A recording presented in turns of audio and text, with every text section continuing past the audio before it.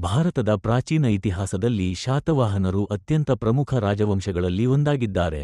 ಕ್ರಿಸ್ತ ಪೂರ್ವ 3ನೇ ಶತಮಾನದಿಂದ ಕ್ರಿಸ್ತ ನಂತರ 3ನೇ ಶತಮಾನವರೆಗೆ ದಕ್ಷಿಣ ಮತ್ತು ಮಧ್ಯ ಭಾರತದ ವಿಶಾಲ ಪ್ರದೇಶಗಳನ್ನು ಆಳಿದ ಶಕ್ತಿಶಾಲಿ ವಂಶವೇ ಶಾತವಾಹನ ವಂಶ.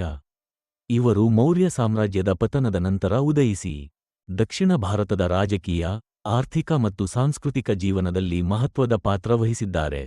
ಶಾತವಾಹನರನ್ನು ಕೆಲವೊಮ್ಮೆ ಆಂಧ್ರ ವಂಶ ಎಂದು ಕರೆಯಲಾಗುತ್ತದೆ.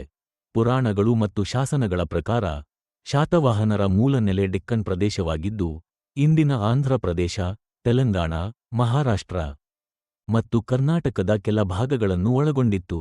ಇವರ ರಾಜಧಾನಿಯಾಗಿ ಮೊದಲಿಗೆ ಪ್ರತಿಷ್ಠಾನ, ಇಂದಿನ ಪೈಠಣ, ಕಾರ್ಯನಿರ್ವಹಿಸಿತು. ಶಾತವಾಹನ ವಂಶದ ಸ್ಥಾಪಕನಾಗಿ ಸಾಮಾನ್ಯವಾಗಿ ಸಿಮುಕನನ್ನು ಗುರುತಿಸಲಾಗುತ್ತದೆ. ಸಿಮುಕನು ಮೌರ್ಯ ಅಧಿಕಾರಿಗಳನ್ನು ಸೋಲಿಸಿ ಸ್ವತಂತ್ರ ರಾಜ್ಯವನ್ನು ಸ್ಥಾಪಿಸಿದನು.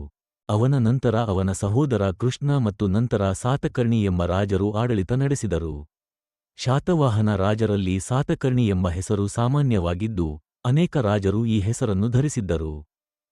ಶಾತವಾಹನರಲ್ಲಿನ ಅತ್ಯಂತ ಪ್ರಸಿದ್ಧ ರಾಜನಾಗಿದ್ದವನು ಗೌತಮಿಪುತ್ರ ಶಾತಕರ್ಣಿ. ಅವನು ಶಾತವಾಹನ ಸಾಮ್ರಾಜ್ಯವನ್ನು ಪುನಶ್ಚೇತನಗೊಳಿಸಿದ ಮಹಾನ್ ರಾಜನೆಂದು ಪರಿಗಣಿಸಲಾಗುತ್ತದೆ.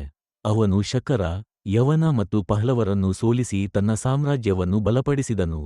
ಅವನ ಆಡಳಿತಾವಧಿಯಲ್ಲಿ ಶಾತವಾಹನರು ತಮ್ಮ ಶಕ್ತಿ ಮತ್ತು ಗೌರವವನ್ನು ಮರುಸ್ಥಾಪಿಸಿದರು. ಅವನ ತಾಯಿಯಾದ ಗೌತಮಿ ಬಾಲಶ್ರೀ ನೀಡಿದ ನಾಸಿಕ್ ಶಾಸನವು ಅವನ ಸಾಧನೆಗಳ ಬಗ್ಗೆ ವಿವರವಾದ ಮಾಹಿತಿಯನ್ನು ನೀಡುತ್ತದೆ.